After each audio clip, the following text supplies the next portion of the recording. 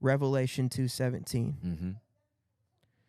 To the one who overcomes, he will give a white stone with a name engraved on it that only they know. Go to it. I can't help it. Ooh, Revelation 2:17. Lord have mercy. Please, I'm with you. I just needed to see it with my own Get eyes in 'cause there. I love it. Get in there. It also So talks about funny. manna, but I didn't want to do manna church. It just wasn't right. Oh my goodness. So I start writing down all these things about Whitestone. Whitestone with a name written on it that only they know. So there's a possibility Lord have mercy. that there is a name that we are known by in heaven that is not yet known to us.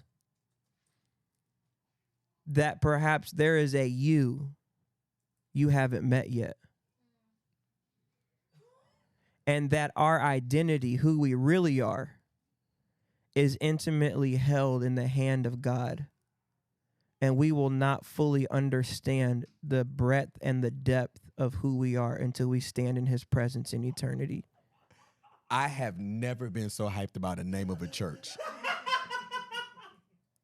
It also means guiltless. Because when they would do trials and someone would be acquitted, so they were guilty, Yes, sir. Yes, sir. they would set a white stone at their door to let them know that the charges had been dropped. So it's the church of the guiltless.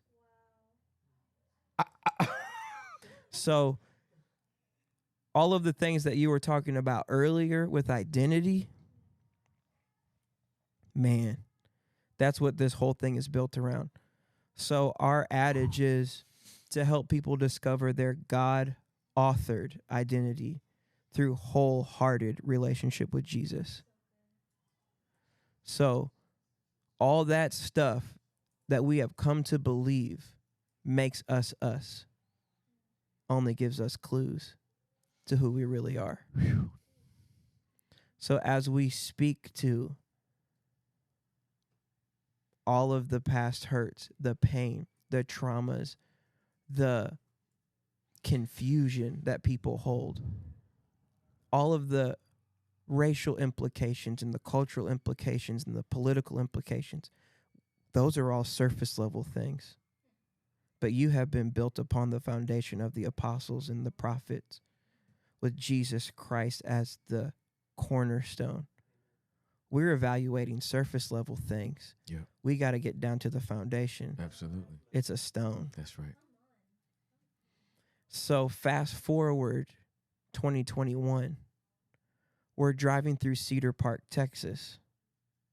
Lorna and I have been praying about planting this church. When we left her father-in-law, or my father-in-law's church, her dad's church, to go to Lakewood, where we served in ministry for 5 years, Mm-hmm. I told Pastor Joel from the beginning, we feel called to plant. And his whole thing was, until that time, you have space here. So he was in on this conversation. But we were driving through Cedar Park, Texas, North Austin, and we crossed Whitestone Boulevard. And I thought about Revelation 2:17. Now, I had already written down 10 other cities. Yep. We had already visited Boston because Mm-hmm. we wanted to go to unchurched cities. Yeah, for sure. And we were like, man, Whitestone Boulevard. Well, then we drove up to Georgetown and we were with Clayton, my wife's cousin. And I was like, seeing Whitestone Dentistry and Whitestone Veterinary Clinic and Whitestone Elementary. I'm like, Clayton, what is all the Whitestone language? Like, is this like Denton Right. in Dallas? Right, like, right, is right, this Humble in Houston? Right. What is this area? It's like, it's not geographic at all. It's because of this quarry. At that time, you can't make this up. Okay. At that time, we were driving past the quarry, and he said, from that quarry, they dig out all the Texas limestone. Texas limestone is called Whitestone. Get out of here. He said Austin is built on Whitestone. Built on what?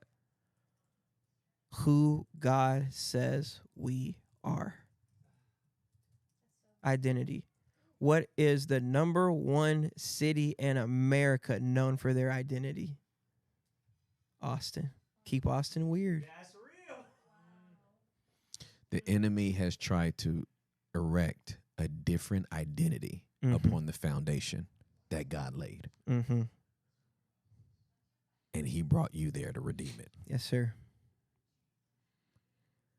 So we have people that have moved from all over the country and are giving their time, their money, their skills, their gifts to helping us lift this thing off the ground.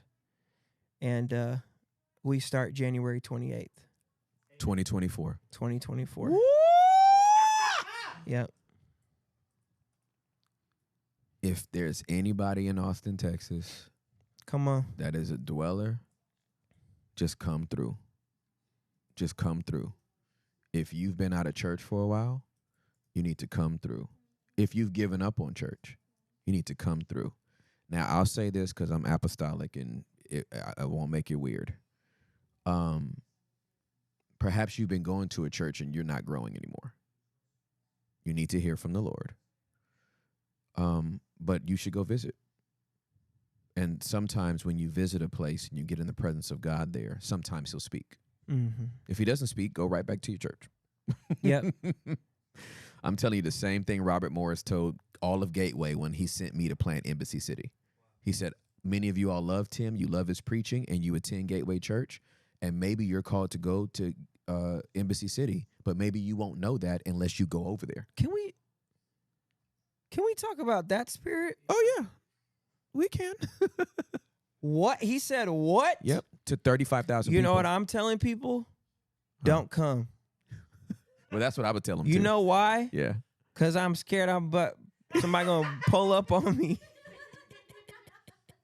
Don't come here. Stay at your church. But what you're saying has so much validity. Yes, sir. Because sometimes you don't even realize you're in an atmosphere that no longer serves you. That's not right. because it's bad. No, not because it's bad. But listen, if he is the shepherd, then all of our churches are pastures. Mm-hmm. We are pastoring pastures. Mm-hmm. And after the sheep have fed in this pasture, he leadeth me Into another green pasture. Yeah. And so you may have a season at a church that's a decade. You may have a season at a church that's 20 years. You may have a season at a church that's 3. Mm-hmm. You may have a season at a church that's 7. You may have a season at a church that's 12. And then there's nothing else to pull out of that ground. Yeah. It doesn't mean something's wrong with the shepherd Right. or the ground. Right. Except you've gotten everything you could get from it. Mm-hmm. And then he goes, let me lead you to another one of my pastures. Yeah. So Wow. Whitestone is blessing me like it ain't nobody's business. Just I love to hear a name that's come from heaven that is supported by the word. Yeah. That's how I got Embassy City. That's how Bishop Jace got Potter's House. That's how Robert Morris got Gateway. That's how Preston Morrison got Pillar Church. Wow. All right, the nerd in me. I want to read. I have a study Bible. I have an NLT study Bible. Come on, get it out. And it actually says something about Whitestone that I just think is great. So 2:17, Revelation 2:17, it says, a white stone was often given to victors at the games, and it was common for the special banquets or festivities to use a white stone for admission. Mm-hmm. Yeah, it's a ticket. It therefore suggests acceptance and victory. The new name probably refers to the recipient's transformed nature in Christ. Woo! And the fact that there's a quarry there It's crazy. means that there's enough for everybody. That's right. Corey's 2,000 acres. Good and bad alike. Uh-huh. That's right. Yep. Lame, crippled, poor, blind, discontented. It don't matter. when you're near a quarry, what God is saying in the most obnoxious fashion Mm-hmm. is, I got enough to go around. Yep. Everybody's admitted. Wow. The only way you won't be accepted is to reject the rock. That's right.